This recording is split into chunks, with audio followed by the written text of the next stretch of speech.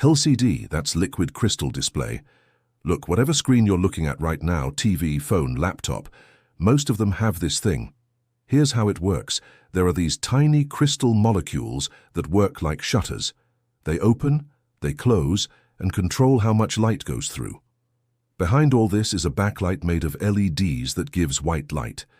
This light then goes through red, green, and blue filters, and boom, you get the image on your screen. The cool thing about LCD is it doesn't make light itself, just controls it. That's why it uses less power, and you can make big screens easily. Early 2000s, when LCD came, those fat CRT monitors were done. First time this tech showed up was in watches and calculators back in the 70s, but then it got cheap, and now it's everywhere. Even today, LCD is the most used screen tech, and keeps getting better with new versions. TN panel. Twisted Nematic. This was the first and simplest LCD type. The crystal molecules twist when you put current through them, and that decides how much light passes through. 90s and early 2000s, this was big because it was cheap and fast, really good for gaming. But there was a problem. Colors weren't great, and if you looked from the side, the picture looked washed out. Even today, gamers who just want speed pick TN panels. They care more about how fast it is than perfect colors. IPS panel. In-plane switching. This came to fix TN's problems. Here the crystal molecules move horizontally, they don't twist, so colors look way better and you can look at it from any angle. Picture stays the same. Mid-90s, Hitachi made it. Photographers and designers loved it because they need accurate colors. Now most phones and monitors have IPS. It's a bit more expensive and slower than TN, but picture quality is top. LG now has IPS Black, which is even better. IPS Black. This is upgraded IPS. Regular IPS had one weakness. Contrast wasn't great. LG fixed this with new tech where less light leaks out when showing dark stuff. The contrast ratio is double the normal IPS, around 2001. So black looks deeper, shadows look better, and the picture has more depth. Plus, you still get IPS's good colors and wide angles. Right now, it's in expensive monitors from Dell and LG. Really good for people doing photo and video work. VA panel. Vertical alignment. This is between TN speed and IPS's colors. Here, the crystal molecules stand straight up, and when you pass current, they tilt. The big win here is contrast is really high. Black looks deep and white looks bright. If you're watching movies or gaming in a dark room, it's great. First came in TVs mostly, but it's a bit slow. Samsung TVs still use VA a lot. Good balance between picture quality and speed. Mini LED. This is regular LCD, but the backlight system is upgraded. Old LCDs had a few hundred LEDs, but Mini LED has thousands of tiny LEDs. They turn on and off in different zones, so you get way better control over brightness.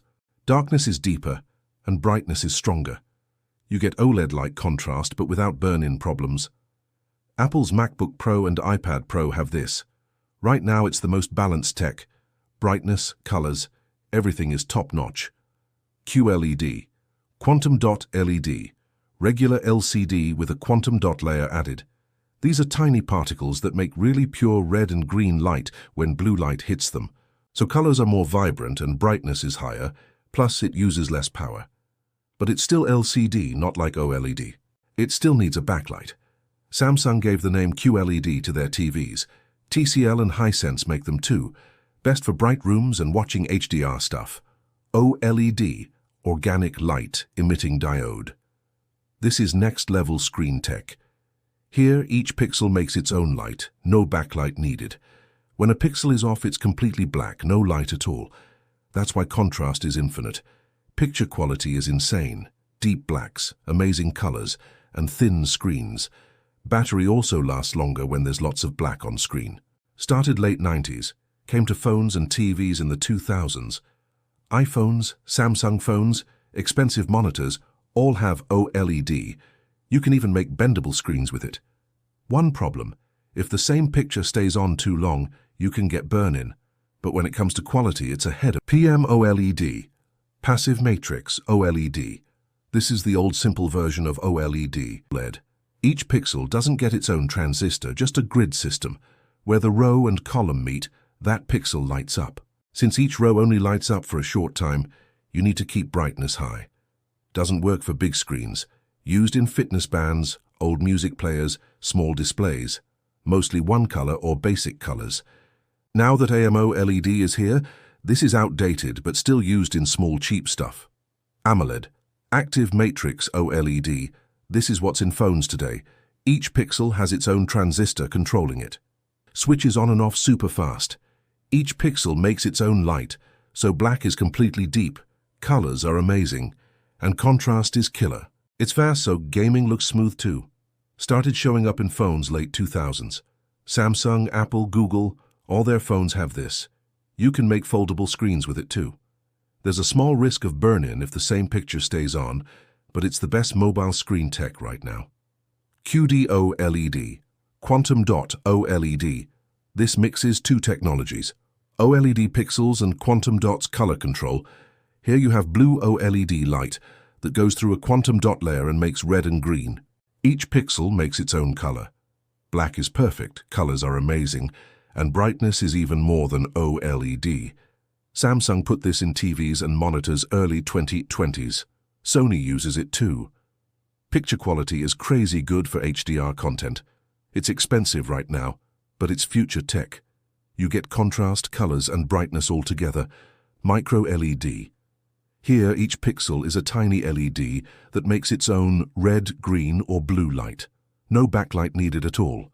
Black is completely perfect, contrast is amazing, brightness is super high. It lasts longer than OLED because it's inorganic material. No burn-in problems. Samsung showed the wall TV in 2018, millions of pixels. The clarity and brightness blew everyone's mind, but making it is really expensive and hard.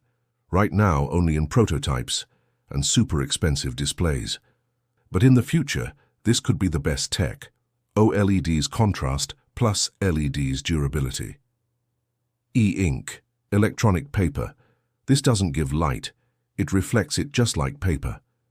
There are tiny capsules with black and white particles in them. When you pass current, they move up and down and show black or white. Once they're arranged, no current needed, they stay like that. That's why battery lasts forever. Kindles and e-readers have this. One charge lasts weeks. You can read in sunlight easily too, but it's slow and doesn't have many colors. Not for videos, but for reading it's the best. Battery, clarity, and easy on the eyes. Plasma display. These were the first flat-screen TVs that came to people's homes. Each pixel has gas in it that becomes plasma when you pass current. This gives ultraviolet light that makes phosphor glow and creates colors, red, green, blue. Each pixel made its own light, so contrast was awesome, blacks were deep, and it looked good from any angle. In the 2000s, this was king for home theaters, but it used lots of power, ran hot, and if the same picture stayed on, you'd get image retention. By mid-2010s, LCD and OLED killed it off. But for its time, it was amazing tech. Brought cinema quality to homes. CRT, Cathode Ray Tube. Before flat screens, everything was CRT. A thick glass tube, electron gun inside shooting beams. These beams hit the phosphor screen and made light. That's how the picture formed. Super heavy. A 21-inch monitor was over 50 pounds. Curved glass, hard to make big sizes. But colors were amazing, and speed was killer. By mid-2000s, LCD finished it all. But old gamers and video pros still remember the motion and colors were something else.